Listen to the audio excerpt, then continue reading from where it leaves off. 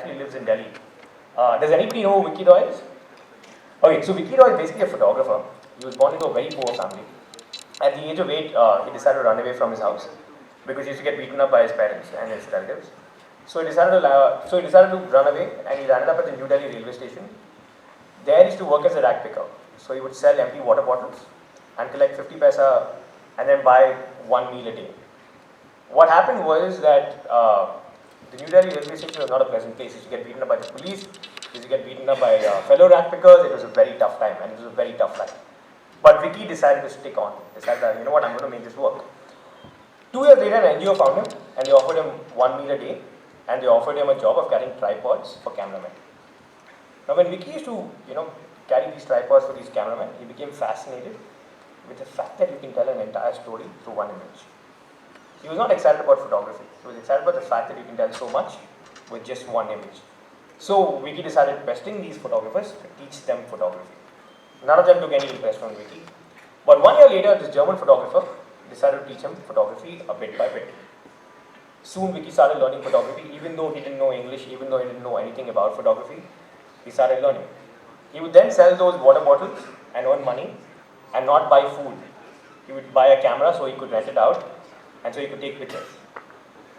3 years later, Vicky was one of the 6 photographers across the world chosen to shoot the reconstruction of the World Trade Center in New York.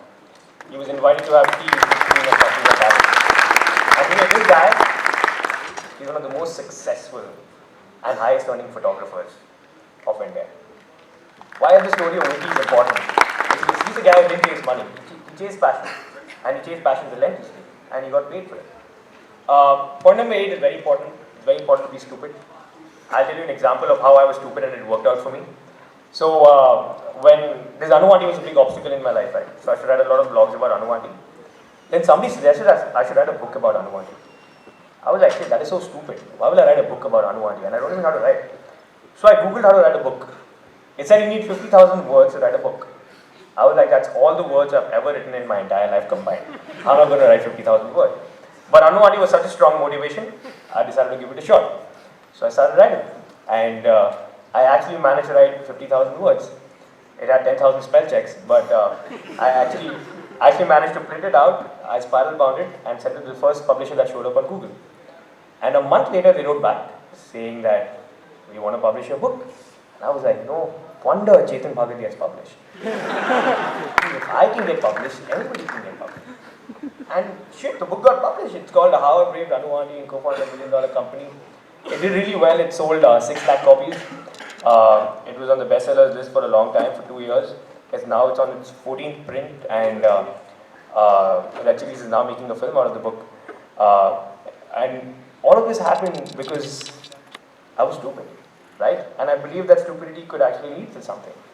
You'd be surprised how many stupid things that you'd say, I shouldn't do it because it's stupid, could actually lead to success. The last point before the last is YOLO. Does anybody know what YOLO is?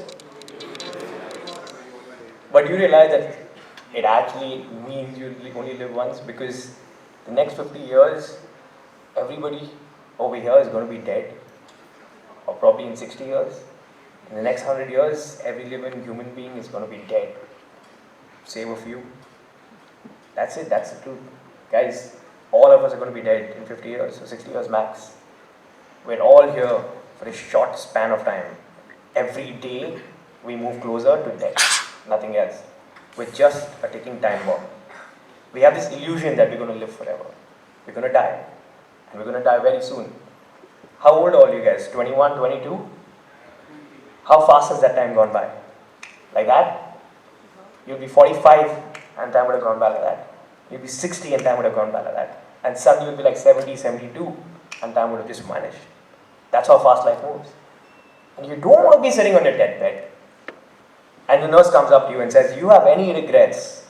And you don't want to tell her that, shit, you know what? I wanted to go traveling. I wanted to, skydive. I wanted to study Spanish. I wanted to learn the guitar. I wanted to tell my crush I like her. I wanted to do 100 things and I didn't do it. And it's over. It's over. Because my life is now over. Everything that you pass is past forever. and every day can never get repeated. The funny thing is, you keep saying that life is a miracle. Now think about it. The universe is infinite, right? Think of the entire universe as one big desert, right? Think of it as the Sahara Desert, the biggest desert in the world. Now think of this desert and take one grain of sand in that desert. Divide that one grain of sand 1,000,000,000 times. That is planet Earth. That's where we are. And can you believe it? In that entire desert, there is no life except for this one grain of sand divided by 1,000,000,000 times. Or at least till now we haven't discovered life. Now if you take that one planet Earth, again think of all the species on this planet Earth as one big desert. Take one grain of sand and that's you. That's human beings. And you know what sets us apart? Unlike the billions of species on this planet, we can think, we can dream, we can ideate, we can travel, we can love, we can do things